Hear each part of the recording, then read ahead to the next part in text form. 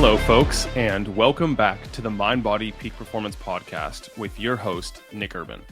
I've got an exciting topic for you this week, and we are going to dive into something known as bioregulator peptides. This is one of those topics that was known decades ago, forgotten, and has become a hot topic in recent years. And our guest this week is in the perfect position to share this fascinating technology with you. Our guest is Phil Mikens. Phil has been dedicated to anti-aging, preventative, and regenerative medicine for over 30 years. He helps spread the latest international lifespan information to the public by being the editor to the Aging Matters magazine and assisting with many other publications and conferences. I will put a link to this magazine in the show notes below. I suggest you check it out. There's some interesting content in there. Phil also established the IAS Group in 1991, and that's an organization dedicated to finding hard-to-obtain supplements and health products, one of which is bioregulators. We will unpack that more in the show to come. If you want to see my deep dive article and research into the specific bioregulator peptides, their uses, how they compare and contrast, I will put a link to this in the description, and you can also find that in the show notes.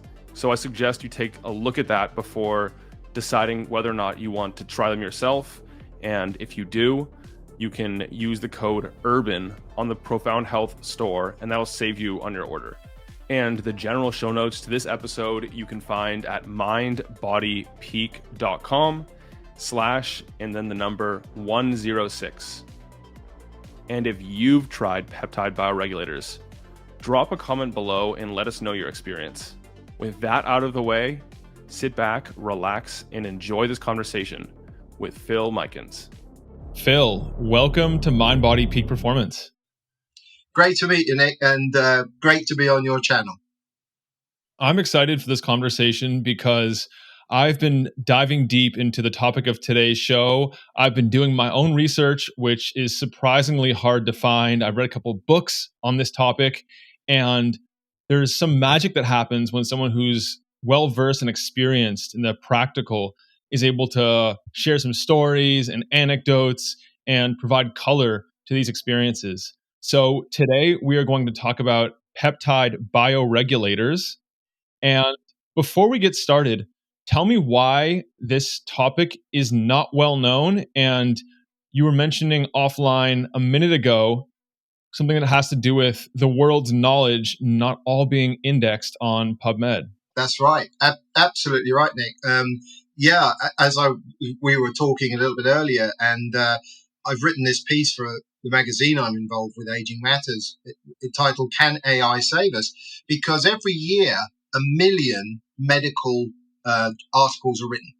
1 million. Okay, there's over 50 million online, and yet it's estimated that less than 20%, probably nearer 15%, of the world's knowledge is online.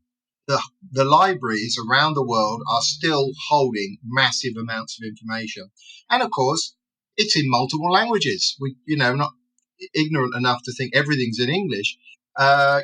So how does any human being or even large group of human beings understand that? It is impossible, of course. And so if AI could read everything that's ever been written and cross-reference it for us when we put our problem in that we'd like a resolution to, I think that we'd actually learn what we've already discovered. And in my working career over 30 years, there are several wow factors I've come across, which when I repeat to people sometimes say, oh, that can't be true, that can't be true. And I think these peptide bioregulators that we're going to talk about today are one of those factors. So, and the reason they're not so well known is, one, they were a Soviet military secret. Well, actually, they were discovered way back from a guy called Pavlov. And I bet most people out there remember the name Pavlov because he made the dogs salivate, right? He rang the bell and dogs salivate. Everyone knows that story from school. Well, he was the guy in St. Petersburg from the same institute that went on to make further discoveries, who originally discovered what are short chain peptides, which are 2, 3, 4 amino acids, very small, that have become, not all of them, we'll get into that, have become known as peptide bioregulators. So they're a Soviet military secret when they discovered what they do and how they do it. We'll get into that in the 1980s. And a lot of it still is in Russian. So unless you speak Russian, read Russian, it's not like Spanish or French or German where you've got half a chance of reading it. It's not Latin based. So I think that's the prime reason that they've not exploded in the market. But I can tell you the interest is growing daily now. It really, really is. Yeah, it's interesting. I look back and try and figure out which information sources have the highest ROI, the most credibility, and which ones are on the cutting edge. And there's the bodybuilders, which tend to be like 10, 20, sometimes 30 years ahead. And then when I look across the world, I broaden my horizons a bit. I noticed that the Russians have all kinds of crazy secrets because they were trying to build and develop super soldiers and super cosmonauts and all kinds of like people who are pushing the boundaries. But the real issue there is that the language gap, the secrecy. So like a lot of the rest of the world, including us, just don't know about these things. Absolutely. What I can tell you, because I've been involved in this myself now and have made several visits to Russia and have got to know the team over in St. Petersburg very well, which is led by a man called Professor Vladimir Kavinson. And what I can tell you is it's now in the public domain and in Russia. And when I say Russia, I'm talking actually of the Russian-speaking countries. So it is the Ukraine and Russia and, Kazakhstan and many of the others, Georgia and so on and so forth. They were a Soviet military secret. When they discovered what they can do, they were originally designated for their elite troops, for their cosmonauts, and yes, for their Olympic teams. And that is now in the public domain. So I'm not, you have to go looking for it, but it is there. And so now, as I said, 21 of them are on the open food supplement market, i.e. no prescription. Yes, they have injectables as well, which do require prescriptions in Russia, but the food supplements, orals, are available. And of course, in my working career, I can tell you that every time somebody has said to me, oh, this was a so-and-so former military secret, I've always listened very, very carefully because the military are always ahead. And today, the military, I don't care whether it's the British military, the American military, the Russian military, the Chinese, they're all doing stuff that is ahead of the curve, always. One quickie on the side, I bet you quite a few of your listeners, and of course yourself, you're probably familiar with the drug called modafinil, or modafinil, some people pronounce it, which is keeping you alert and awake and has revolutionized the treatment of narcolepsy, sleeping in the daytime and stuff like that. That used to be a French military secret. See, the French had designed that for their elite troops like the Foreign Legion to stay alert and awake. Now, of course, it's available to the public. So that's just a point that they've always got stuff that maybe in 5, 10, 15, 20 years we'll know about, but right now we don't. Sometimes I like to peruse the forums and figure out what the Russian Olympians and elite athletes, and not even just Russian, but just like around the world, what these high performers are doing, because a lot of times the things they're using aren't necessarily dangerous. Sometimes they are, but they get banned because they work well and they create an unfair advantage. But it's really interesting to see all these different molecules and compounds and strategies that eventually make their way into the mainstream, sometimes, and not always. I sometimes wonder on the world doping list, which I keep an eye on from time to time because I'm always dealing in strange molecules, let's put it like that. And it comes a point where you have to start wondering, how do they know? Clearly, if we talk about natural athletes, if there is such a thing, because most of the athletes, I'm not saying they're all taking steroids and banned substances, but most athletes I've met are specialists in nutrition. They really know their stuff. They know what they need to eat and supplements they need to take, etc. They really go into it. When it's a food substance, What is the difference between, if we went back 100 years and there's two guys and one can run the 4 minute mile and the other runs it in, 4 minutes and 5 seconds? I don't know. What is the difference between them? Why does this human being have more, let's take an example, what more growth hormone than this human being, despite being the same age, same physical condition or whatever? Is it just what they eat? Is it down to their genes? But how do you ban a substance that is naturally found in the human body? And what we're going to talk about today with the peptide bioregulators are naturally in foods. So if somebody's eating more cabbage and getting more of that peptide, just to give a silly example, how do you ban them from a sport, even if you can test it? I mean, I'm aware that when it came to growth hormone, for example, they went to the major manufacturers and asked them to put a tracer in there. So if somebody injects certain types of growth hormone, they find the tracer. It's not really finding, because some people naturally have supralogical levels of growth hormone, testosterone, or whatever it is, right? It's just the way it is. So it's going to become much harder for these guys as this knowledge comes out. Because peptides, these particular peptides anyway, have a very, very fundamental role.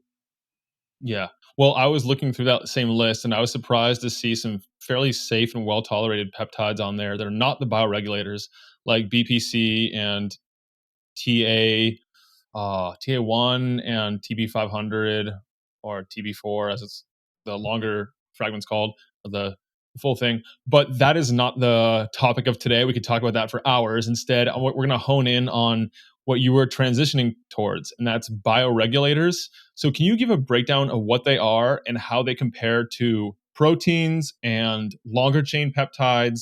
And then this, I say new, but they're not actually new, the hot topic that's now coming into vogue, and that is the bioregulators.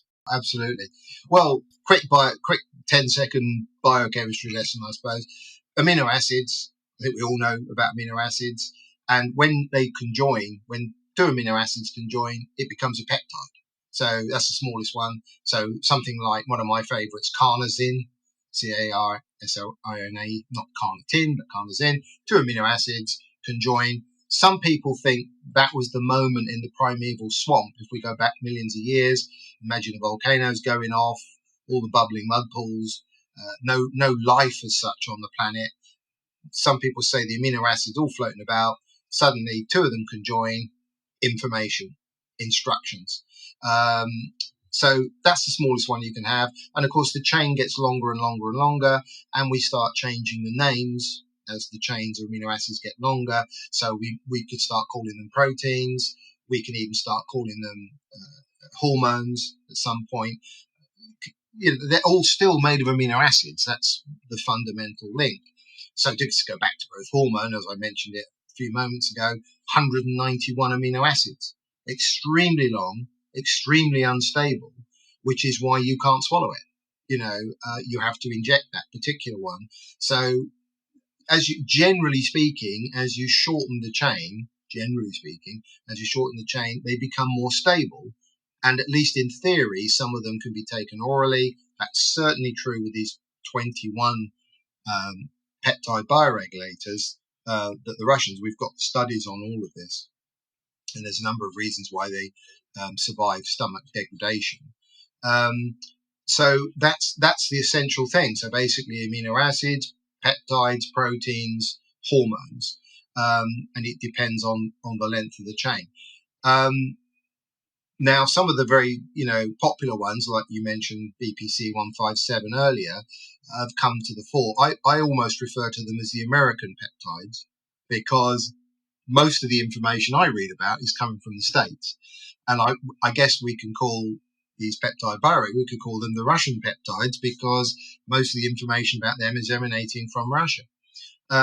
So what makes these peptide bioregulators different to any other peptide is not just that they're made up of 2, 3, or 4 amino acids.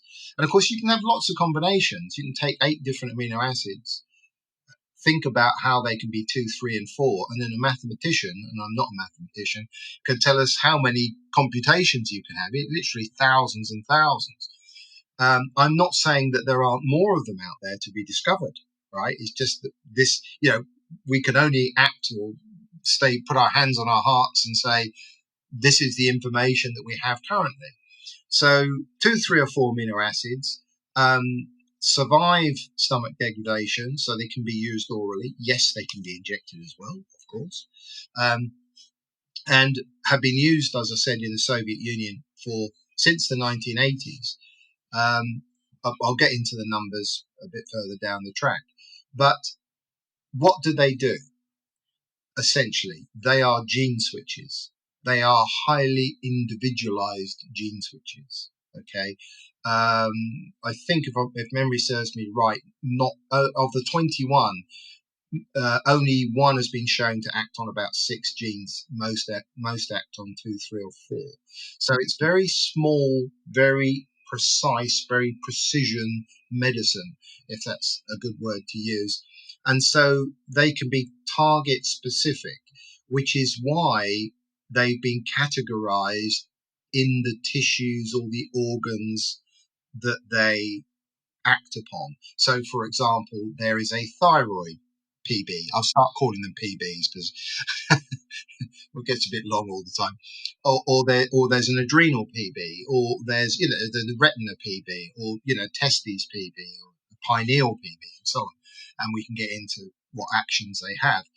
And here's the other rub: they're nano-sized. They're naturally nano-sized, and they, according to the Russian research, they act directly. And this Russian research, by the way, has been supported with corresponding experiments conducted by the National Institute of Aging in the States. Okay, so I know a lot of people say, "Oh, it's all Russian, we don't believe it."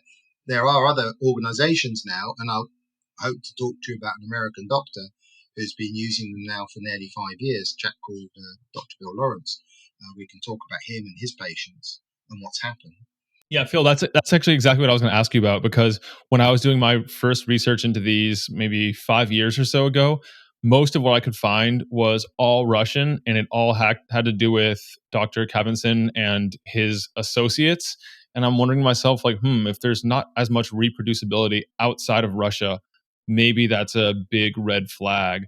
But that's changed in recent years, and you're explaining that now it's becoming more popular in the US. Before we go on, can you clarify the numbers? Because I don't know if everyone cares about this, but it helps me paint a better picture in my mind. What is the amino acid length for the different categories of substances you just listed? Well, up to 4 amino acids is the longest chain of the 21. Okay, so, and by the way, we should point out that they've been dosed millions of times in Russia.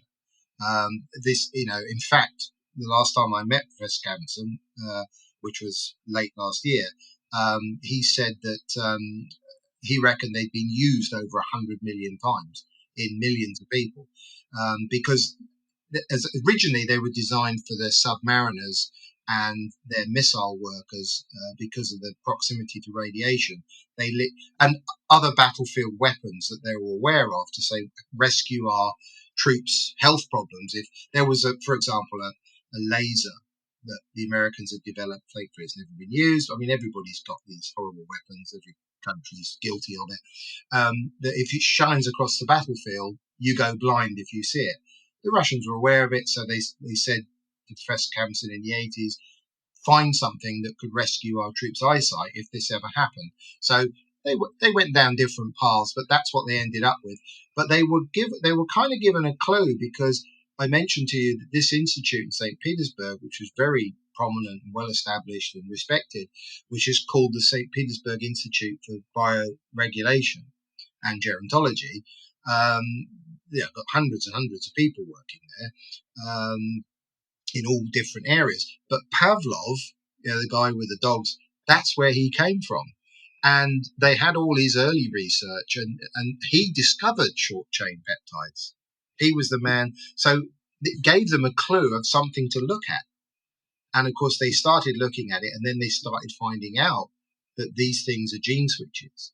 And then when and there's a crazy side to this, which might be a bit early to get into it, but let's go for it. Why do they call them bioregulators? I was about to ask. Right. That's a big word, and that's not a word that you find with any other peptide. It means that let's take the thyroid. I like to always take the thyroid. It's most straightforward. So I think most people know that if your thyroid's not performing very well, you're hypothyroid, you've not got enough thyroid hormones, then there's all sorts of problems you can have. You can be, sleepy and sluggish, and your temperature control's not good, and all sorts of things. And conversely, if you're hyperthyroid, you have too much thyroid circulating. You're the opposite. You've got too much energy. You're kind of the deer in the headlight looks. You're hyperactive, etc. Okay. Well, here's the crazy thing. When you take the thyroid peptide bioregulator, if you're hypothyroid, it will activate the genes that will naturally make you endogenously, i.e. in your own body, produce more thyroid hormones. Okay. But the crazy thing is, if you're hyperthyroid, which not so many people are, but they're out there, it will silence those genes and bring you down. So it actually brings you into a kind of normalizing level. Think like adaptogens. People are aware of a lot of it. It's kind of a normal balancing of regulation. So, and Professor Carrenson's work and what I'm about to tell you was only exposed late last year, so it really is hot off the press. Not only do these same peptides work in humans and work in animals, and there are several different species they've been tried in, they also work in plants. The University of Tel Aviv has just published results, working with Professor Carrenson, showing that when certain plants, they did it on strawberries, these strawberries were producing 20 to 30% more fruit than the ones that weren't given the peptides. So it's something really fundamental. It goes right through the animal and plant kingdom. Yeah, Phil, I'm not sure if you're aware of this, but a couple of years ago, I read a book called Bioregulatory Medicine, and I started calling all compounds that have a modulating effect of like lowering when necessary and raising when necessary bioregulators. And then I was wondering why I got some confused looks. And then I later realized it's because the term bioregulators has already been used for this very special subset of the way I describe it as like endogenous adaptogens. Yeah, cool. That's why not. Hey, we've got to use the English language to describe it, right? And although I've come across people that claim they have patents on words, it's a bit like when IBM tried to patent the color blue. Don't know if you ever remember that. No idea. But it's crazy. So we have to use the language. So fine, why not? Bioregulation, good word. It describes what it does in a nutshell. So good for you. Well done.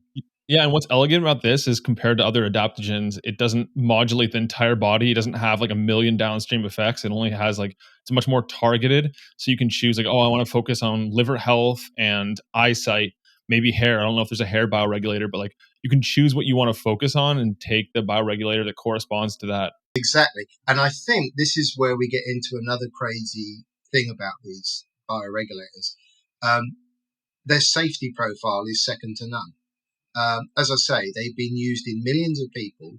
They've been dosed, Carrenson says, 100 million times. It's over 40 years. Don't forget, we may only be learning about it in folks listening to this may be learning about it today. But I mean, it has been going on for some time. And nobody's ever had any serious side effects. Now, could you imagine, let's go back to the thyroid, we'll keep it easy. If you were taking the thyroid hormones, or hormone, if you're taking singular like T3, for example, or T4, Synthroid, as a big American name, if you were taking those kind of drugs, you would want to monitor yourself, with your doctor, of course, because if you overdose on many hormones, including the thyroid, you get into a position where you downregulate, which means that your own thyroid gland stops producing thyroid. Now, that's not a good position to be in because you've been a silly boy and you've abused that particular hormone. Doesn't happen with a peptide. Doesn't happen because it's either going to raise you into a normal level or lower you into a normal level.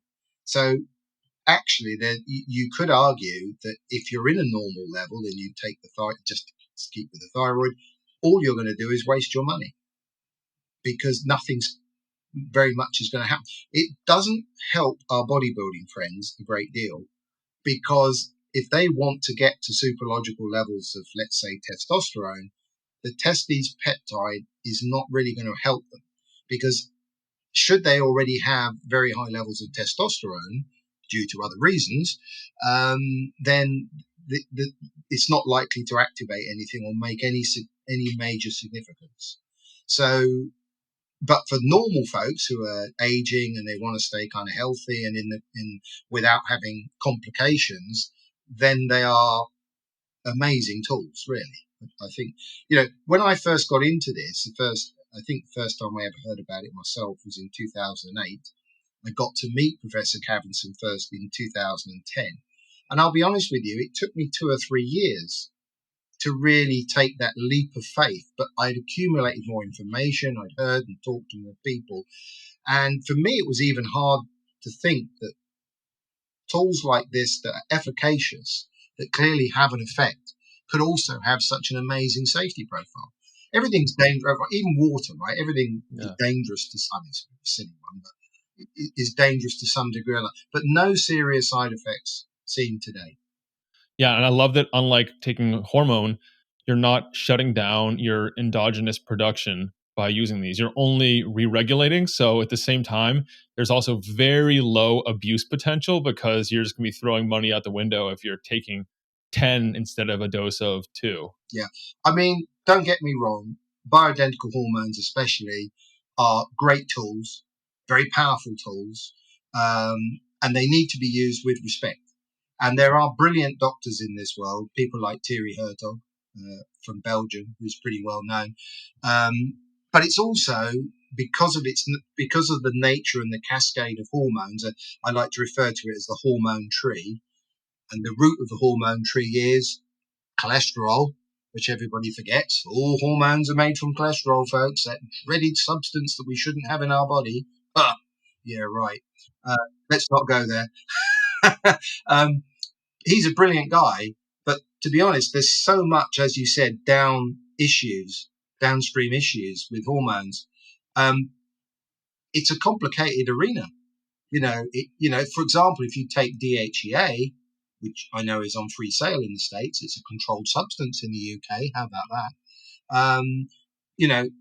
You lower your cortisol, just to give one example. Now, that may not be a bad thing in some situations, I accept, but everything is going to have another effect that you need to be aware of. But with these peptide bioregulators, they're highly specific. Yeah, I'm not opposed to bioidentical hormone therapy either. And I was actually just the other day researching pregnenolone in specifically really low dose. It has like a biphasic response. If you take it over, I think it's like 25 or 50 milligrams, it has a very different response. But if you take a small 5 or 10 max-ish milligrams, it has a very different, beneficial in many cases effect. So I was looking into that, but I mean, these are different, and they're much easier for your end user to use. You don't need to have like a master's degree, a PhD to like really understand how the whole tree works, and how you change something up here, you're changing 8 things down here, and how are you rebalancing this down here. Yeah, no, there's a heck of a lot in it. And if you're working with a decent naturopath doctor, a decent endocrinologist, then fine, but if you're doing it by yourself, as you say, keep the dosages down, because you don't want to go too crazy. Also, see, what I like to do, and I know you want to ask me who my mentors are, so I'll leave the names out for the time being. But, I like to look in the old stuff, because there's a stack of information, as we alluded to earlier. And pregnenolone, to give this example, as you raised it, before non-steroidal anti-inflammatory drugs were developed, it was the go-to hormone for inflammation. Okay. And if you go back to and I'm talking now 20s, 30s, 40s, maybe not 20s, but certainly 30s, 40s, and into the 50s, they actually used it in dosages in the grams. They were actually right up there. I don't think we'd entertain gram dosages of it today, but it was effective. It worked. They were happy with it. Because pregnenolone happens to be the first hormone made from cholesterol. as I'm sure you know. And then from that, everything shoots off. Yeah. Well, to circle back to bioregulators, because I want to focus on that, we could do a whole other show on hormones and one on nootropics. Maybe we will at some point. But with bioregulators, one thing that's key that differentiates this from most other longer chain peptides is their ability to survive the acidity of the stomach acid. How does that work? Well, essentially, because it's nano-sized, because it's so flipping small, it passes straight through. And the Russians have got the most amazing slides where they ask you to put 3D glasses on so you can see the full effect, where they've got the DNA and then these specific peptides are joining. And it's like a key going in, into the lock. And as soon as that moment happens, a reaction, an activation or a silencing takes place, which of course then has downstream, whether it's going to be producing a certain hormone or whatever the situation is, because they're not all hormone based. Some are tissue based. They're not all hormone based. I should point that out. There are 21, and I'll be happy to describe the ones which I think are most fascinating, most interesting. But of course, it depends on your problem, right? I mean, if we go down the rabbit hole of anti-aging and everyone says, oh, what should I take for anti-aging? I said, well, really, you've got to address what are you weak in? What are you personally weak in? And if you don't know, then what about your close family members? If there's any clues there, most families, it's either cancer or diabetes or cardiovascular disease, give the big guns. But we might have a weak pancreas, we might have a weak, I don't know, adrenal gland or whatever it is. Start there because that's your weak point, right? Now, if you're a very lucky person and you think you've not really got any general weak points, then we can go up a level and go much more into the preventative, protective kind of realm, which I find fascinating. I mean, the future has to be preventative medicine, doesn't it? Do we wait for the car to blow up before we change the oil? Nah, I don't think so. Yeah. I mean, I think it's fairly clear if you have a particular affliction that you find the bioregulator that's associated with that condition and maybe stack on a couple other ones, which we'll discuss momentarily about stacking them, why you'd want to do that. Sure. But for someone who's generally healthy, like I don't think I have any major things that I'm concerned about. It's more on the preventative side, maybe even the performance side. Mm-hmm. Would the best approach for me to be to look at my blood work and to figure out like what's the most out of balance, or my genes and use a genetic report to say, okay, I'm most susceptible to this, so I should take this early on? Yeah, I mean, we get into the realm a little bit here of biomarkers, and although I did want to tell you that we don't look enough at death markers, okay, and I think that that could even be more important, couldn't it? But that's something. Tell me about those. Well, exactly. I mean, there was. I mean, I used to work with Ward Dean, who was one of my mentors, Dr. Ward Dean, and Ward wrote one of the biggest books on this back in the late 80s called Biological Age Measurement, which still stands today as his magnum opus, along with something else which we can get into. And some biomarkers are more vital than another, right? Hand grip strength, for example, is a biomarker. But is that going to kill you if you have bad hand grip strength? Graying hair is a biomarker. But is it going to kill you? Whereas certain cardiovascular biomarkers, you might go, oh, they can kill you. So where does it become important? In terms of your aging or your risk of death or serious disease, of course. So yes, lipid profiles are always useful, but I would be a bit controversial and say lipid profiles can be quite easily changed. And I'm not just talking about drugs. I used to be a pharmacologist. I'm not just talking about drugs, medicines, but with good food and good nutrition, right? I think we all know, and with exercise. So some really basic stuff. We could get into the whole cholesterol and lipid thing if you want me to, but we're going to try and stick on the peptides. Now, there are two markers that I think are standing proud at the moment. Quite specialized, but nonetheless, those people who are serious in this arena, I think should be aware of. The first one is telomeres, how long are your telomeres? And as you've got a sports bent on all this, there are a couple of stories I might like to tell you if you've got time. But quickly, the other one is DNA methylation, which is the so-called Horvath clock. Okay.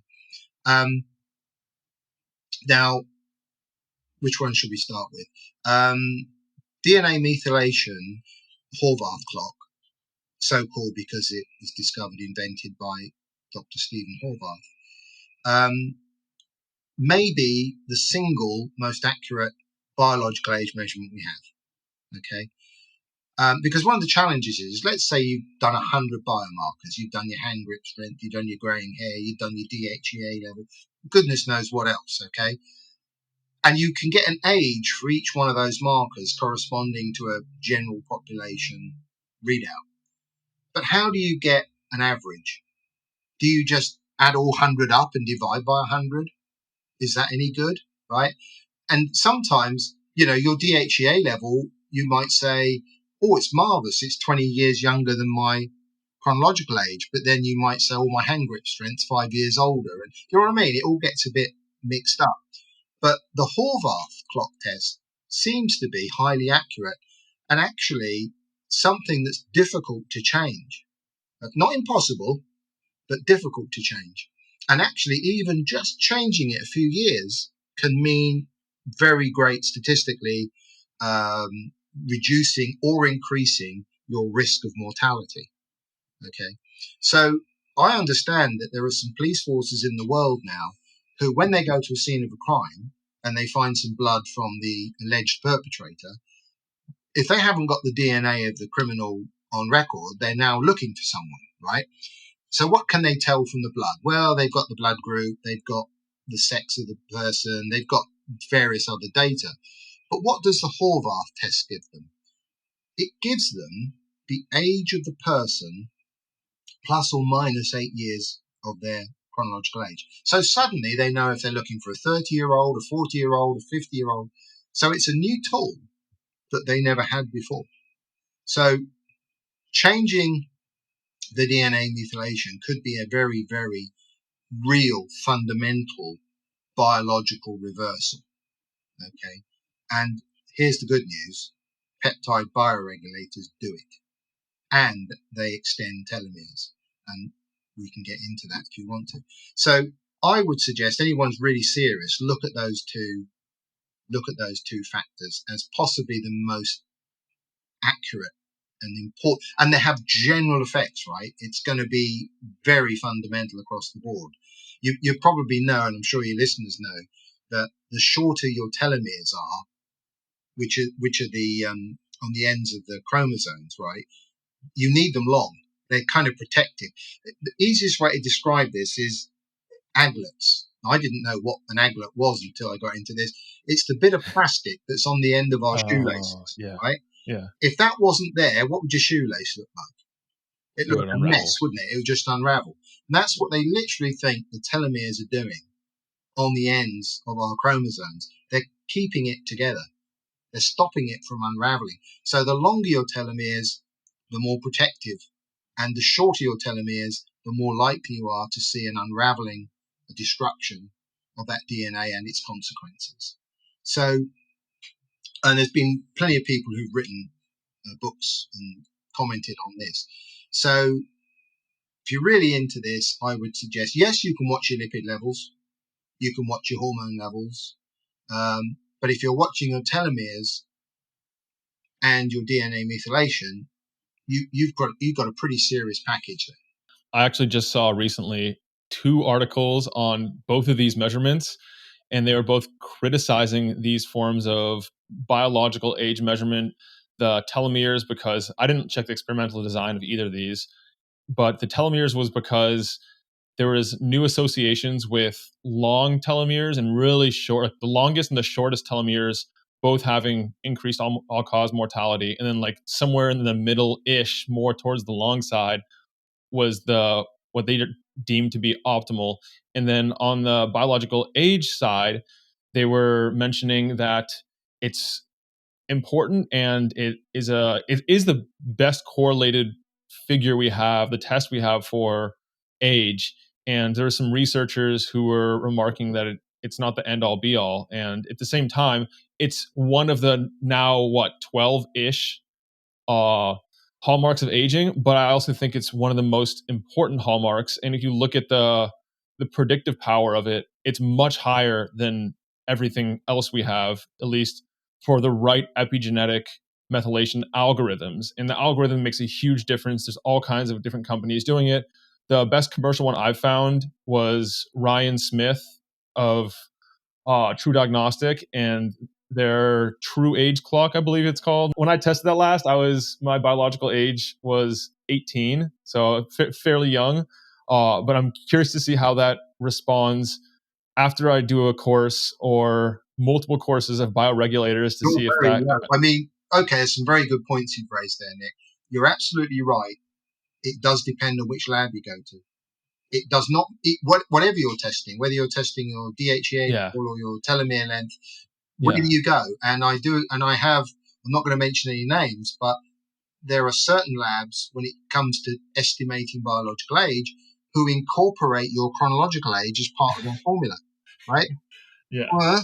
So what's the use of that? It doesn't make sense to me. So if you're going to go into this in a deep way, as I'm sure you do, you've got to ask those questions. You're going to say, "Oh, go to the lab." But I like that lab, and they work with a lab here in the UK called Regeneris, and so there are good people out there who are doing the right thing.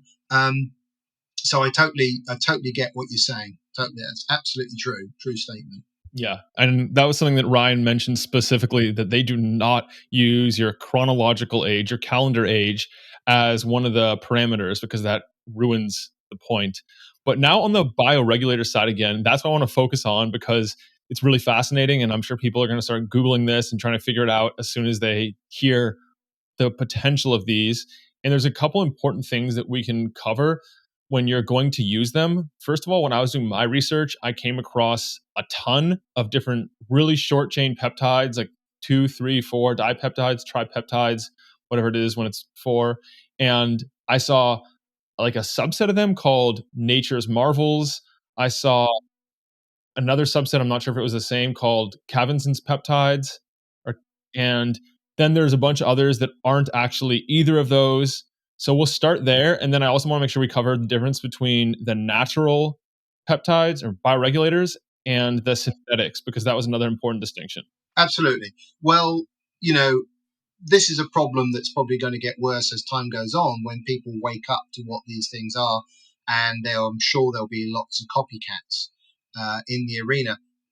The truth of life is the devil is in the detail. And sometimes you can even have what purports to be the same molecule, but there might be certain other factors that within the matrix are really important in delivering that molecule. Okay.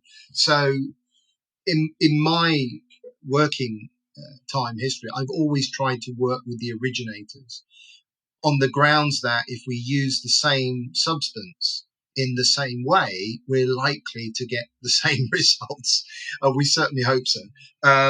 But of course, so Cavinson, yes, his name is appearing. Nature's Marvels, I can tell you, is the same substance designed for the English market because all the packaging is in English.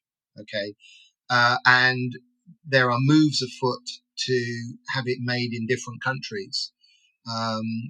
It's fairly early days, but, there will be certain challenges in terms of the regulatory side. But when they're naturally extracted, and most of that is actually from carbs, from cows, okay, very tiny amounts that we're talking about, but from whichever tissue it is whether it's the pineal or the testes or whatever.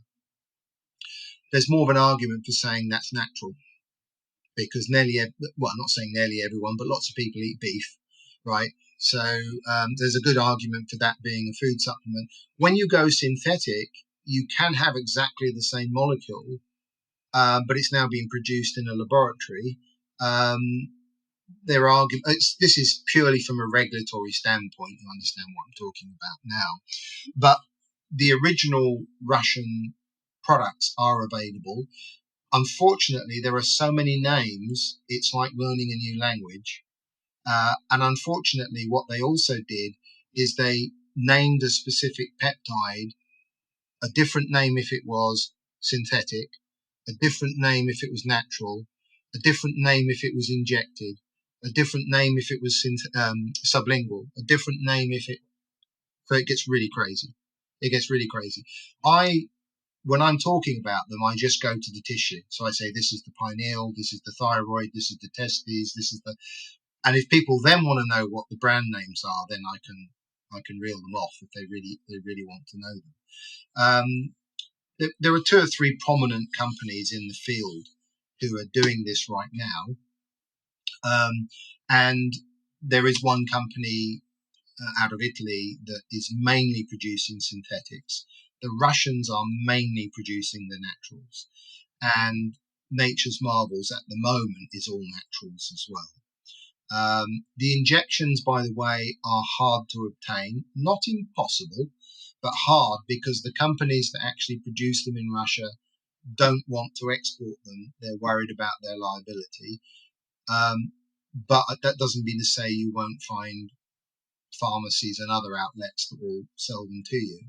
And if I look back at the original studies, the early studies were all injections, but we do have some massive studies in humans that are oral.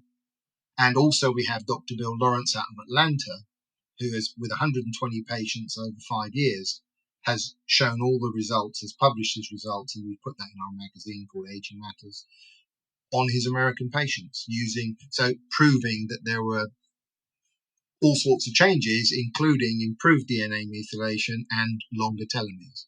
So, and he's not the only doctor in the world. There are other doctors in Europe who are also showing in there. I think he's the biggest cohort, though. He's got 120. And by the way, most of his patients are doctors. So quite interesting. So it's gathering pace now. It's gathering pace. I'm glad you brought up the injectables because I talked to a few different doctors in my network that have experience using peptides in their clinics and then also bioregulators. And they mentioned that based on the data they saw and their experience, the injectables were the way to go and that the orals were less consistent. But I'm curious to hear your thought because it sounds like now a lot of the research is focusing on the orals because they're much easier, they're easier to get, more convenient. You don't have the barrier to entry that you do with injectables if you can even procure high quality ones to begin with. Trouble with injections, as I'm sure you know, Nick, not everyone wants to inject themselves. And also there's that fear factor. Oh my God, I'm injecting something. This must be really, it could be vitamin C, right? But people, it's an injection. And the other thing is, of course, if you make it an injection, most authorities say, well, that even if it's vitamin C, that's a drug. So you need a prescription or whatever. So there are those barriers to entry. Now, I can tell you that in the Russian study, are injections more powerful? Yes. Big surprise. Right? Of course they would be. But do the orals work? Yes. Do they take a little bit longer to work? Yes. But is it a long time? No. It's rarely longer than a month before you see results. Okay, that's 2 capsules a day. So there is a difference between the synthetics and the naturals. Now I'm talking about orals. Okay, and it's something I can't quite explain. But I asked the Russians once, why do you have both of them available and continue to have both of them available? Are the synthetics a bit cheaper? Yes, they're a bit cheaper. There's not a lot in it. Maybe $5 a packet cheaper or something.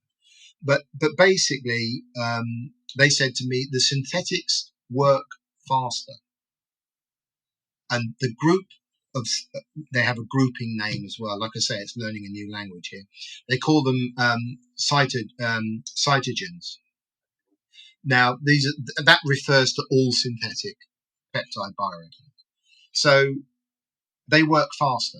So I went, oh, okay. So why do you even have the naturals then? Because once the patient is on the synthetics for say a month, we take them off the synthetics and we put them on the naturals, which are called cytomaxes. And I said, well, why? And they said, because they last longer. the effects are a lot longer. So a chemist is going to have real trouble describing the difference because under the microscope, the molecules are exactly the same.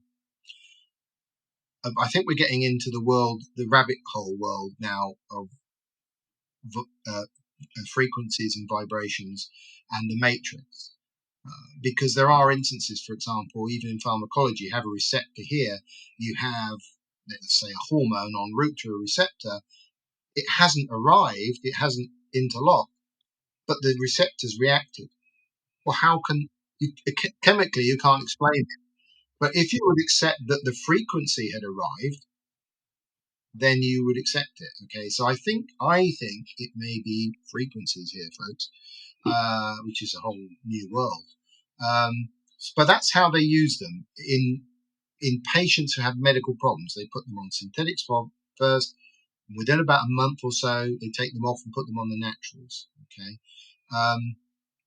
most people we're dealing with are not medically diseased. They just have the problems of aging, or they wish to improve their performance. So it's a different field. I guess it's the old story: you pays your money, you takes your choice. Me personally, I stick with the naturals. There are also some sublingual versions. Probably the most famous name in this field is epitalon, which is the pineal peptide. And the pineal peptide, I think, holds a very special place. And if you want me to go off on that, I'll go off on that. But to me, that could be the most important of all 21. Oh, yeah. I mean, that was the one that really got my attention. And it got actually more confusing the more I researched it. I came across like 5 different names for pineal bioregulators, and a lot of them had like very similar names. I'm like, maybe I should stop researching now before I get more confused. Oh, tell me about epitalon, epitalamin, Yes, yes. and oh, here we go. You know, as I say, Wait, before we go on to this, I'm sure some people are wondering. You mentioned that the naturals are extracted from animals, and the big fear around that is going to be prions. And I don't know if those are actually a risk. From my reading, they aren't. What's your opinion yeah, on I'm that? happy to answer it. And of course, being an Englishman living in England wasn't that many years ago when they slaughtered so many cows because of the mad cow disease. Well, first of all, let me tell you, the calves are from Denmark. They are, meet all the European Union standards for. They call it from farm to fork is the expression, so they know what cow and all the rest of it. But these particular peptides are, because they're nano-sized and because of the filtration that takes place, no Daltons can be within the material. And to have a disease-carrying molecule that would cause mad cow disease, you need to be Dalton-sized. Okay, so because of the size of the molecules, it is impossible for that to happen. Well, that's good to know. So I want to hear both your stories because I know you have a lot of them. You alluded to a couple of them already. And I also want to hear about your favorites. So maybe you can break down some of your favorites. And if you have stories associated with each of them, that would be awesome. Great. Well, I'll start with one of my personal heroes and how I got to know so much about the pineal gland. And his name is Dr. Walter Pierpoli. Walter is an Italian gentleman, and he's quite well known in the fields of melatonin because he did much of the research. He had, as he said, most of his friends were mice and rats for many years. It's an expression he uses, and he had patients. He's retired now; he's in his 80s now, but a brilliant, brilliant man. Anyone that knows him, I'm sure, would say the same. And he wrote the first book, The Melatonin Miracle. Back in the early 80s, I think. It was on the New York bestseller list for many, many years. Really got everyone excited about melatonin. And melatonin is a very, very important molecule. So very quickly, just to remind everybody, where is the pineal gland? The pineal gland is about pea-sized, kind of pea-shaped, and it's right in the center of our brain. So if we drew a line from the middle of our foreheads and across the top of our ears and the intersected, you'd probably find your pineal. In the Hindu religion, they paint the bindi, I think it's called, or the bindu, which is the third eye, and it represents the pineal. And some people believe it has a direct role with consciousness. But, if we look at endocrinology from that side of things, what is the role of the pineal and specifically melatonin? It is to react to darkness. So as soon as it becomes dark, the pineal gland starts to produce melatonin. That could happen to us at 2:00 in the afternoon in the cinema. Or, of course, you hope it happens to you when you go to bed at night. And naturally, the night peak of melatonin in blood is between 1 a.m. and 3 a.m. That's why it's the most important time to be asleep. Okay, that's why if you're up partying all night and you crash through that barrier, it takes days to get back on track. Depends how young you are and how fit you are, but you know how it is. So why does it do that? Why does the body need to know when it's dark and when it's light? Well, simply it's circadian rhythms. So the body is reacting to daylight, nighttime, daylight, nighttime, day. They're 24-hour cycle. And why? So what? Why do you need to know that? Because it needs to know when to release other hormones. Because the great Jonathan Wright, who's from Washington State, is another one of my personal heroes, Dr. Jonathan Wright, written many books. He says if medicine's going wrong, it can only be like one of three reasons: you're using the wrong molecule, you're using the wrong dose, or you're using the wrong timing. And that's everything in a nutshell when you think about it. And timing today, I think, is the most overlooked element of all three. You get into something called chronogeriatrics, which is what happens to us in a 24-hour period, right? I could give an example of growth hormone, which I think is quite interesting. But to quickly come back to melatonin, day, night, day, night, day, night. Now, if you're on a nice cycle, nice circadian rhythm, you've got hormonal cyclicity. You've got hormones being produced at the right times. Most of them come out first thing in the morning, right? You get that boost of growth hormone and other hormones. It's to get up and go, right? Let's get out of bed and get on with the day. But if you've now got hormonal cyclicity as well, you've got a strong immune system. And that's why that rhythm gets disrupted, because we're a party animal, or we're taking jets around the world, or we're on shift work. That's why we all get screwed up. I mean, we've got lots of clients who are ladies who work on the aircrafts that can't have their menstrual cycles, can't have children, because their bodies don't know where they are, right? And their hormones are all over the shop. And it's not necessarily the amount of the hormone. The amounts of the hormones in blood can look good, but it's the timing. And it comes down to what the pineal gland thinks is going on and the reason why it produces melatonin. So, of course, you can take melatonin, and we can get into that. And I know it's freely available in the States. And there are other massive stories we could talk about melatonin. It's one of my favorite substances. But with the pineal peptide, what you're doing is you're making your pineal gland endogenously, naturally produce more melatonin. Okay, that's one aspect of it.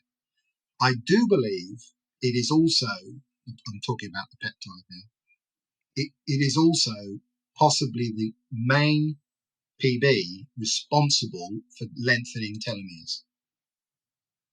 There's been individual ones like epitalon, we won't get into names, and endolutin and epitalamin, that have, at least in mice, but to go back to Dr. Bill Lawrence in Atlanta, all his patients, and these patients are aged between kind of like 45 and 75, okay, all of them over a 3-year period have extended their telomeres.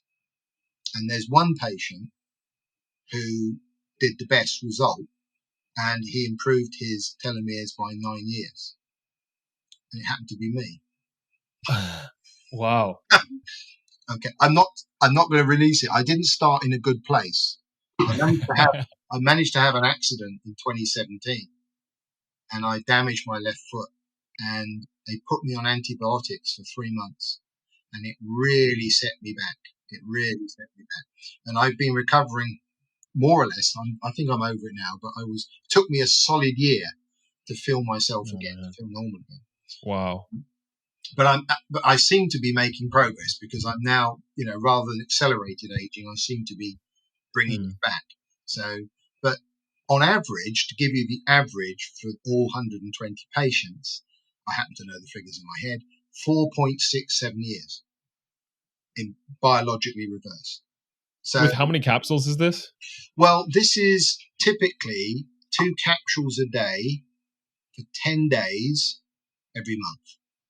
So that's the other thing I should probably mention about these peptides. You do not take them every day, because what you're doing, you should take them for at least a month before you expect to see anything, right? But even with hormones, even if somebody said to me, "Oh, Phil, I want to take some melatonin. How long should I take it for?" I would say take it for 3 months before giving up on anything, right? So 1 month to 3 months is fairly typical. But of course, it varies on how quickly they get results. And we probably would have seen earlier results with the patients, but unfortunately, because it was during COVID, some of them didn't get their blood drawn as regularly as he would have liked, etc., etc. But nonetheless, to say to what are effectively middle-aged people and say that within a 3-year period, they made 5-year reductions on average, in their telomeres, or by lengthening their telomeres, and also improved their DNA methylation, which has very significant, according to Horvath, has very significant impacts in reducing mortality. It's pretty significant. And of course, there are other factors. We get into the human side of it by people sleeping better, feeling better, having more energy, being able to do more exercise, etc., etc., etc. Yeah, when I was looking into the normal dosing and the protocols there, what I kept coming across was you do an intensive course to saturate the tissues to get in your system, and that's like 2 a day for a month.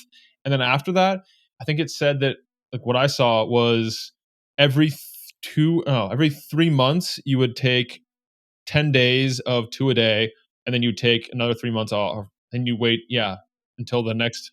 Absolutely right. It is a good protocol if you've never taken this substance before. And actually, when you think about this, it's true of nearly everything in life. The receptors, and it's referred to as the neuroendocrine theory of aging, we lose sensitivity as we age. I'm not talking about sex, although that might be true as well. But, classic is like with diabetes, right? Metformin, what does it do for type 2 diabetics? It increases the insulin receptor sensitivity to insulin. Does it increase insulin? No, not at all. But it increases, and that's my mentor Ward Dean, when he worked with a guy called Vladimir Dilman, another Russian. They formulated together the neuroendocrine theory of aging. Go and look it up. And it's the idea that as we age, we desensitize, and at the same time, we may also lose hormone production as well. Not in every case. Prolactin goes up, cortisol goes up, bad ones, right? Yeah. But a lot of them go down.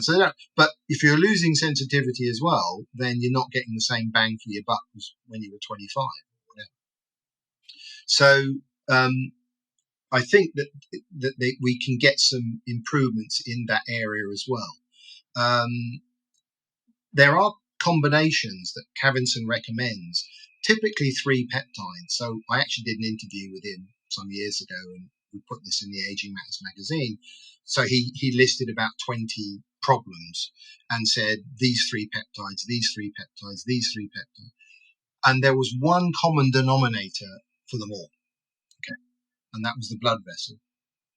And when you think about it, if you are improving blood supply to whatever you want to talk about, what are you doing?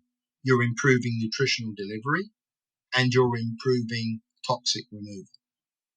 So it's going to help everything, right? So that makes sense.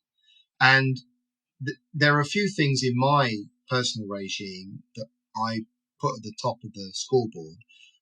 I've alluded to 2 already. It's DNA methylation and telomere length. but I'm also very interested in my blood viscosity, i.e. how thick is my blood, and my arterial stiffness. And here I can tell you a quick story if you want me to. Yeah. Okay. So it goes back to, unfortunately, the late Dr. Kenneth Kenzie, who was an American cardiologist, and he wrote a book many years ago called The Blood Thinner Cure. Okay. And he evaluated all the well-known markers, it could be cholesterol, C-reactive protein, HbA1c, triglycerides, von Willebrand syndrome. I didn't even know what von Willebrand. I thought he was a First World War pilot, actually. But so he evaluated them all. Okay, in the book you can read it, and he gets to the end and he says, "Right," he says, "after looking at all these, cross-referencing these, there are two that are way more important than any of the others." And I was, and of course I ask normal people. So they say cholesterol, and they go, no. He said blood viscosity, in other words, don't have thick blood, okay, and soft arteries. You want to have relatively soft arteries. But when you stop and think about it, it's pretty obvious, really. If you've got this pump that's working 24/7, does it want to pump around thick, gooey stuff, and how hard is it going to have to work, and all the rest of it? So here's a side story that I learned from Dr. Jonathan Wright, and it's backed up by the data. So a man up to the age of 50 has twice the risk of a heart attack of a woman, of a comparable age woman up to the age of 50. Okay. But unfortunately for the ladies, once they get past about 50, they catch us up. They even can overtake us. So what's going on? Why would that happen? And the very strong theory is that, of course, what happens to a woman around the age of 50? She enters menopause, she stops bleeding, she stops giving blood every month, right? So how does that help her? Well, possibly two angles. Also, she loses estrogen. Before somebody writes in and says, oh, estrogen is very protective as well. Yes, it is. And that is a factor. And it is also true that men's estrogen goes up as they age, right? And we could get into that. But anyway, in fact, you look at a very older man, he looks quite feminized. When you hear an older man's voice on the phone, you know it's an old man, right? Because of the feminization of the voice, etc. Anyway, that's estrogen. So a woman's going to lose estrogen. But by not bleeding anymore, she is no longer thinning her blood, right? And she is no longer, you could also argue, releasing some extra toxins. Okay, I think there was something in the Victorian ages and before when they did bloodletting. It was very popular. There was something to it. Of course, they took it to extremes, which was ridiculous. You can't have too thin. But here's the rub. And this is what was told to me by Jonathan Wright, and it's backed up by the numbers. The men who donate a pint of blood to the blood bank twice a year, up to the age of around 50, will halve their risk of a heart attack or stroke. Halve. So there's a cheap take-home message for anyone watching today, right? You want to halve, any man out there wants to halve his risk of a heart attack or stroke, go to the blood bank twice a year and donate some blood. It's very altruistic. I believe in America you get paid. In England we get a cup of tea and a biscuit. Yeah. So how simple is that? And then arterial stiffness is another story, which I could get into. But there are things that we can all do to if you think arteries are like drain pipes and rigid, they're not at all. And they can be influenced very quickly. The simplest thing to influence them very quickly is getting nitric oxide release. And I bet a lot of the guys listening out there know how to do that. Okay. So that's slightly temporary. It may only last several hours. In experiments that we ran and published, by the way, in the New York Academy of Sciences some years ago, because we had a machine that measured arterial stiffness. They're not expensive anymore. They're cheap to get now. When I was looking into this 20 odd years ago, the machines were $30,000. Now you can get them for probably 300. They're much, much cheaper than they ever were. And, anything that affected glycation. So if you could help reduce glycation, had a long-term impact on arterial stiffness.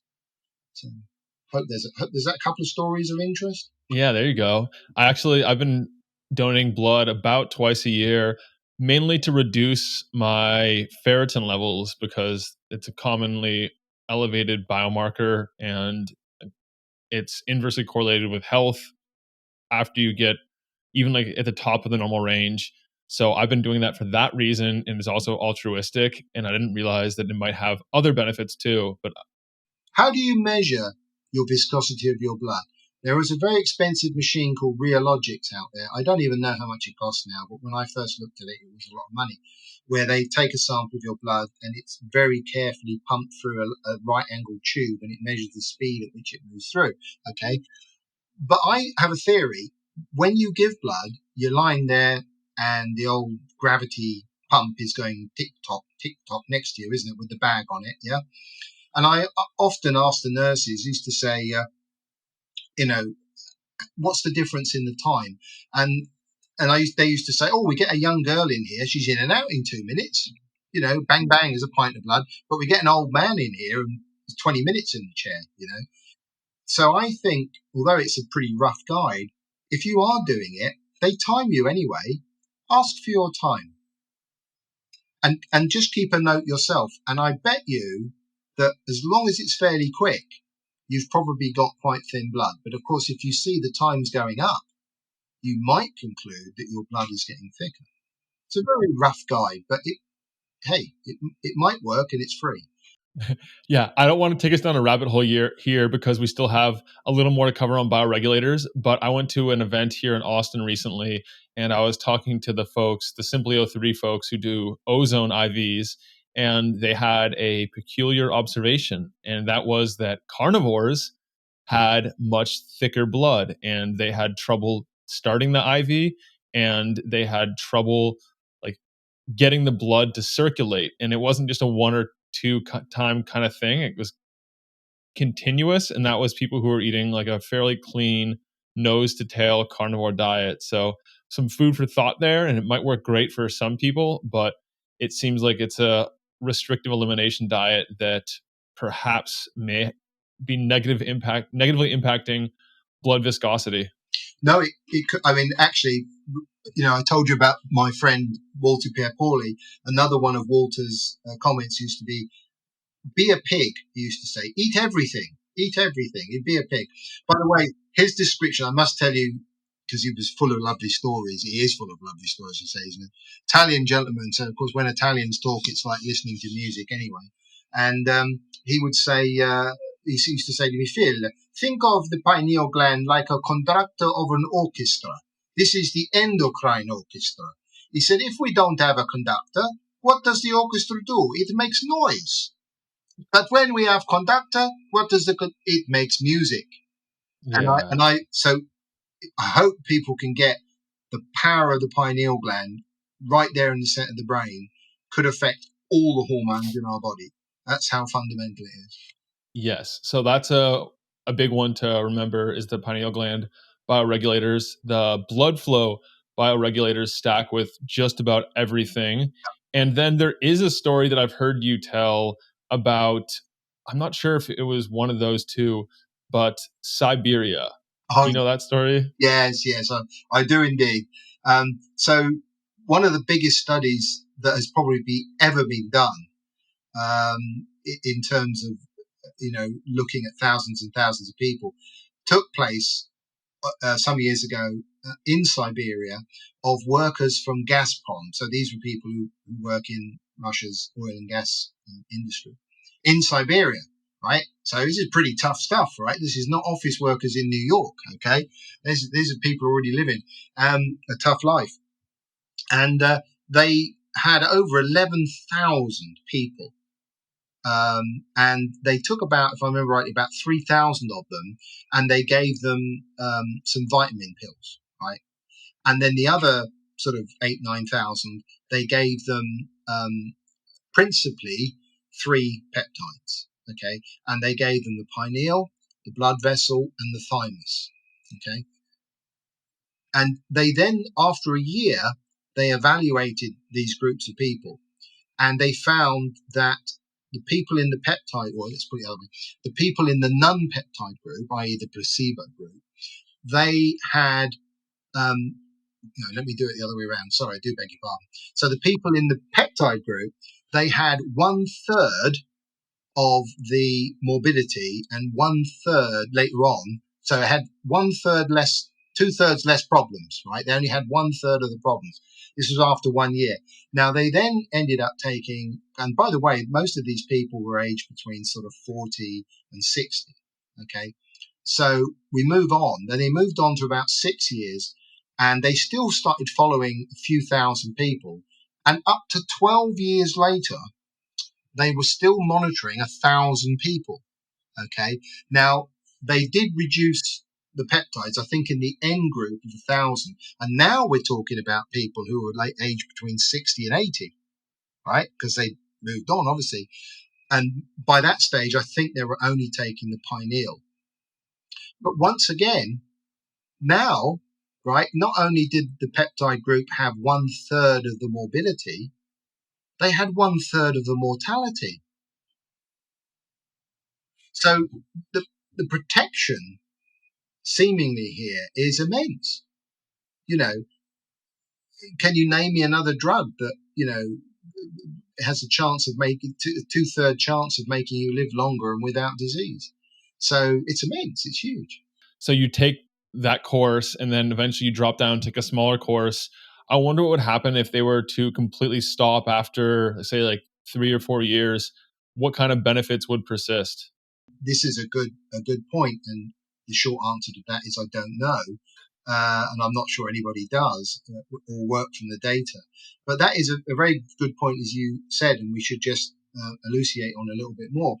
If you go onto them for the first time, it's worth doing what they call the intensive course, which is 2 capsules a day for 30 days, right? After that, you can do 2 capsules a day for 10 days. You could do it every month. You could do it every 2 months. You could do it every 3 months. It would depend on your need, and it would depend perhaps somewhat on your age as well. Okay. But if you were kind of fit and healthy and you're doing this very much for protection rather than treatment, certainly I would say you only need to do it for 10 days every 3 months. You could even do it every 10 days for 6 months. Okay. Because all you're doing is you're trying to just activate those genes, or in some cases silence those genes. And they do, and if you're using the naturals, there is this quite long period where they'll remain active. Whereas if one was taking a hormone, you'd almost have to take it every day, right? Because you need it in the blood, but by activating genes, you're encouraging your glands and tissues to endogenously, there's also a theory on the bone marrow peptide that there is greater stem cell activity and possibly even greater stem cell numbers. Okay. Now, I just want to quickly mention in 2015 from the University of Amsterdam published study. They took about 20 ladies, all of which were centenarians, right? So over 100 years old. One lady was a super centenarian, which meant she was over 110. In fact, I think she died at the age of 113. That's very rare. Be a super, on this planet, there's probably no more than 20 people in 8 billion that are super centenarians. That's how rare it is, okay? Anyway, what did they do to these ladies? They took a few mils of their blood every day. They were in care homes, of course. They took a few mils of their blood every day, and they monitored them for 2 things. They monitored them for their telomere length and their stem cell activity. And what they found was, in every case, in the last 2 to 3 weeks of their life, there was a dramatic shortening of telomeres and a dramatic reduction in stem cell activity. Now, the big question is that cause or is that consequence? Right? But that's where I think we get into the death markers, right? Okay. But so I still maintain, these are still today 2 very prominent things. You want healthy, active stem cells. You want longer telomeres. These are pretty fundamental things. And it also seems like these can play a role in virtually any treatment plan, any care plan, any preventative health plan. These can play a role. And I'm trying to like figure out how they would stack up. Like, say I take the pancreas or like the blood sugar regulating bioregulator. Would I want to take that in addition to berberine, for example, or take it instead of? Like, how does that work? Yeah, it's a good question, actually. I can't directly answer it, but I could say that let's take a step back and say, okay, the peptides are interacting with DNA. The DNA are activating specific genes that are relevant, in this case, to the pancreas, presumably in order to make slightly more insulin, let's say, to have that reaction. You also still need the building blocks. It's a bit like going to, I don't know, a building site, and the boss says, I want a house over there and a shed over there and whatever. If the guys that are doing the jobs haven't got bricks and mortar, nothing's going to get built anyway, is it? So you still need the materials. I always say to people, our body still relies on us to eat the right foods, and that actually gets us into a cholesterol issue, because there are lots of people out there who allegedly have high cholesterol levels, are put on to statin drugs, and still maintain very high cholesterol levels. And what's going on? Now, we know that the vast majority of cholesterol is made in the liver. Very little comes actually from the diet, so no point in getting hung up on eating eggs and stuff. Well,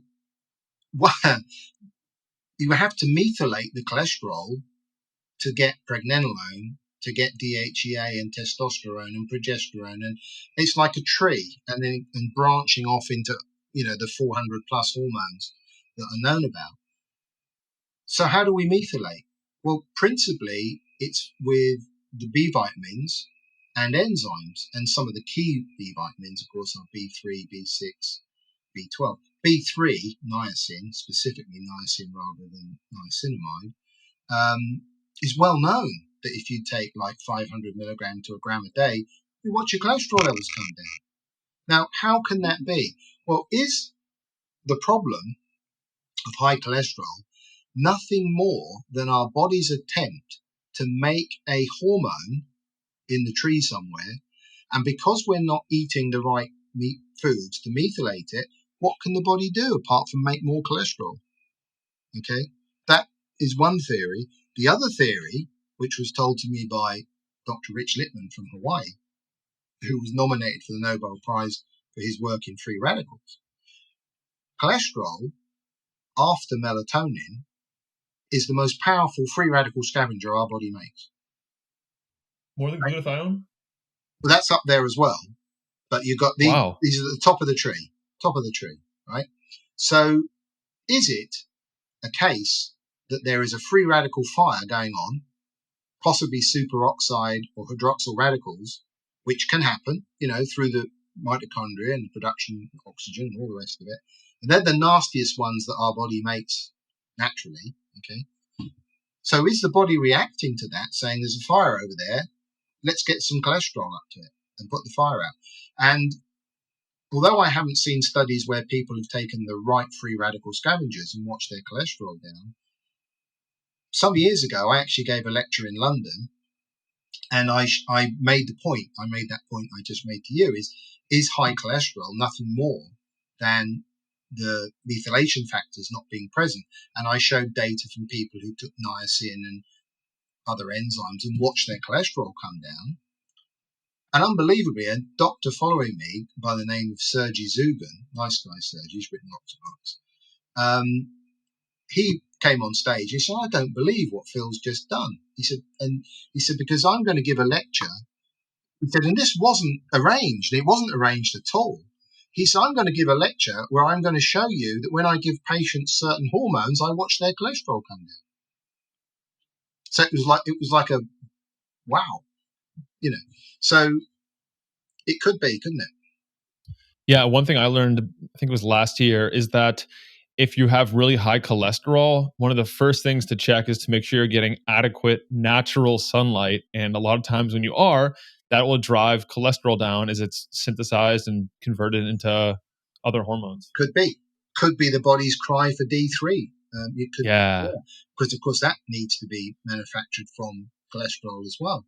But absolutely, and of course also another weird one that I learned fairly recently: if you get plenty of sunshine in the day, you produce more melatonin at night. Yep. That's nice. Yeah. Oh yeah. It's a great way. Well, I want to design my own peptide bioregulator stack at this point, and I guess we can just talk through my thinking really quickly. We've already been going for a long time, so I want to be respectful of your time. And we'll do another round. We'll talk about some of the other really cool things that you were sharing with me a month or so ago. And I want to cover those in more depth because I was mind blown when you told me about those. But if I was to design a bioregulator stack for myself, I know I would want the blood flow bioregulator. I want the pineal gland. I want something. I think the thymus gland bioregulators seem like they have a lot of versatility and usefulness across the board, especially in times of unknown exposures. That's a good one. What about for cognition in general? Yeah, okay. There is a brain. They call it the brain peptide. It's actually a CNS peptide. I've been pretty amazed. Sometimes I'm amazed at stories I get told. About 2 weeks ago, I went to a conference in the Bahamas, which was mainly focused on stem cells. I actually went along to make the point that peptides could help direct stem cells. And of course, they're great stuff, stem cells, and there's lots of different ways. But the biggest problem is, can you get them to do what you want them to do, right? Rather than doing something else. And of course, it can be very expensive as well. Stem cells I'm talking about. So if you're interested in that, you might want to think about the bone marrow peptide, if that's an area that you want to get focused on. The rest really, Nick, comes down to, what weak points do you perceive or do you want to address? You're not a particularly older man like me. You might not worry so much about your testosterone, because that's the one thing I would say for older men to give him the biggest wow is to get their testosterone levels improved, right? And also protect them against the deleterious effects of aromatase to break it down into estradiol, right? Which can be very damaging for men and is a carcinogenic estrogen. As you know, aromatase in women converts their estradiol to testosterone. So women, as they get older, they get less estrogen, but men get more estrogen. Yeah. That's a 60-year-old man is likely to have more circulating estrogens in him than a 60-year-old woman. Yeah, and the aromatase enzyme is also more active in the obese too. So I have a feeling that this would help them, the testes bioregulator. It's mainly in fat cells. So you're absolutely right. So it's part of that. I think it's part of that equation where people say, "Oh, I'm a bit fat and I work and I exercise and I just don't seem to shift it." Well, it could be part of that equation, I would suggest. Yeah, I wonder if I have like higher testosterone from living the clean lifestyle and doing certain things to make sure it's on the higher range. If I took the bioregulator, if it would bring me back down. It might not be right for you. And by the way, we should now also point out that if you haven't got testes, if you haven't got a prostate gland, if you haven't got a gland, or something's been removed from you, it will do nothing. Okay, so obviously women don't have testes. Well, I don't know. The world's changing, and they're saying that's not true anymore. So it's not going to do anything for them. Men don't have ovaries. There is an ovary. I'm mentioning these because there are peptides for each of these. But if you had a thyroidectomy, for example, it's not going to. You're going to have to stick with the hormones because it ain't going to work for you. Yeah, that's an important one. Okay, we've covered a couple of the ones out there. What about the muscle bioregulators? Do you recommend those? Yeah, they're the weird ones, muscle ones. They do have an effect. By the way, at the moment, there is no pituitary peptide bioregulator. We could go off and talk about GHRPs if you want, but they're not growth hormone releasing peptides, but they're not peptide bioregulators. Okay, maybe for another time.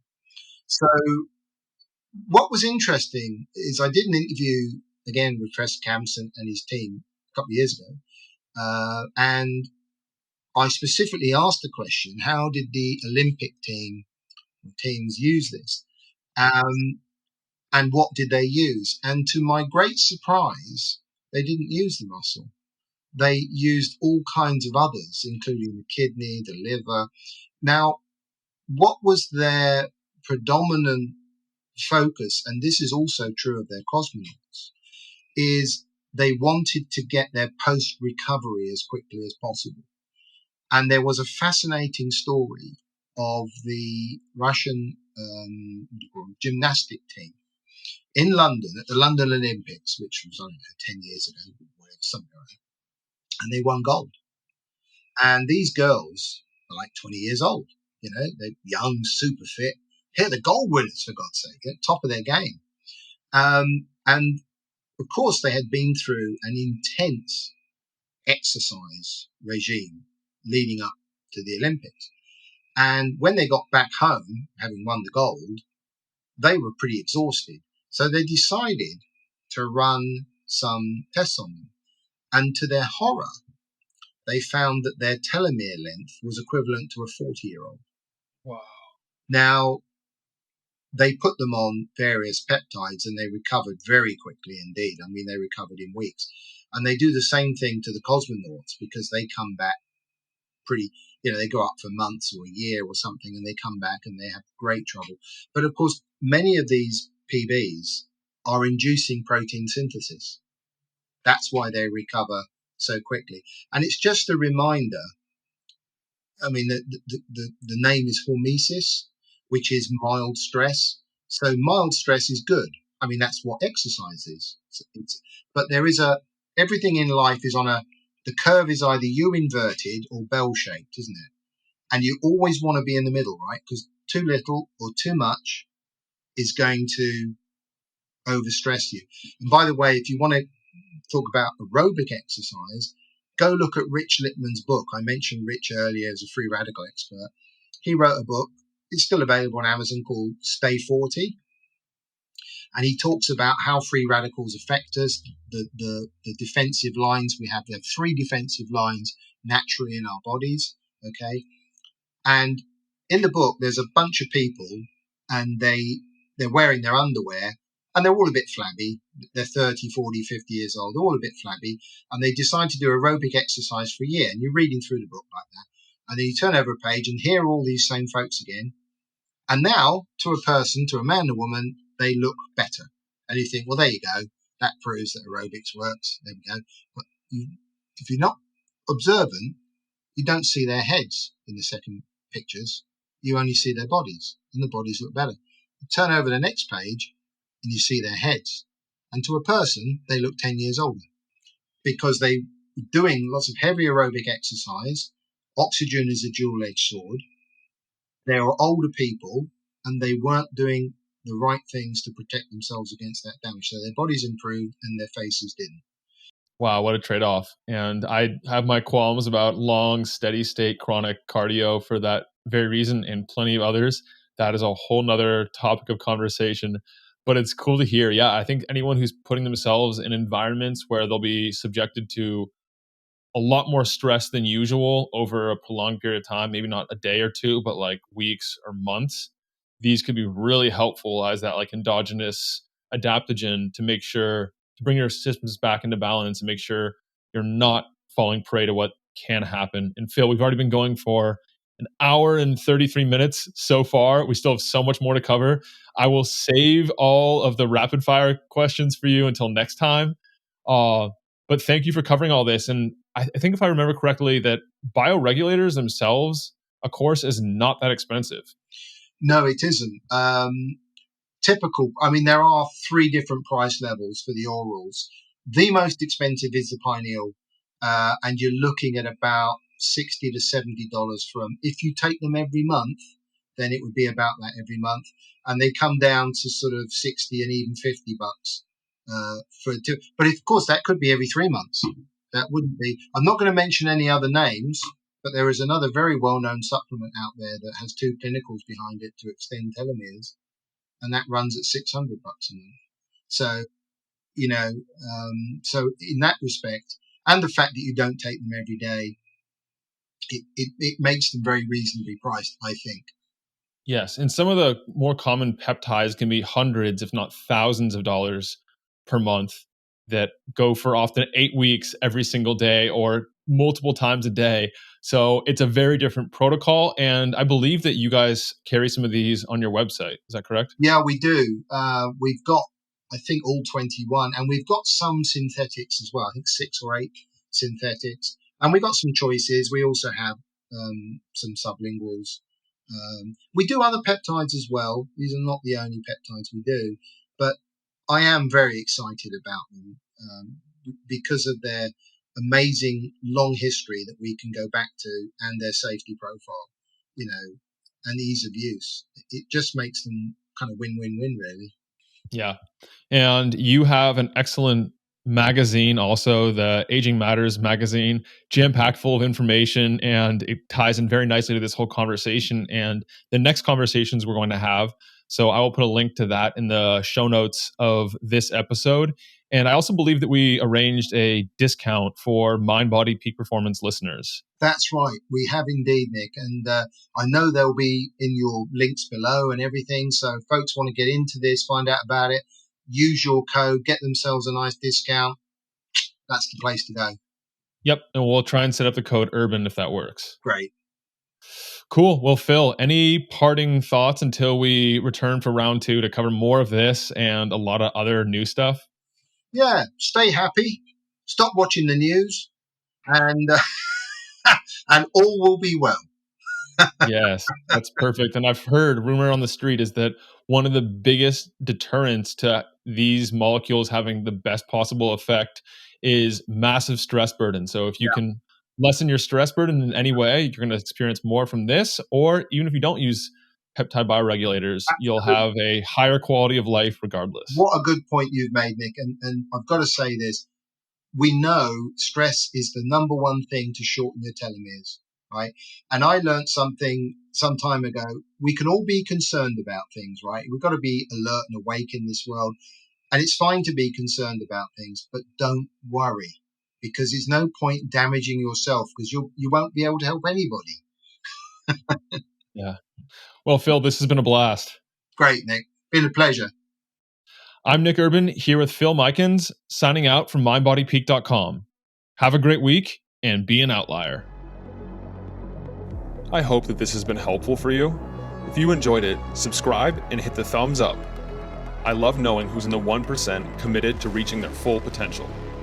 Comment 1% below so that I know who you are. For all the resources and links, meet me on my website at mindbodypeak.com. I appreciate you and look forward to connecting with you. As a reminder, the information depicted in this video is for information purposes only. Please consult your primary healthcare professional before making any lifestyle changes.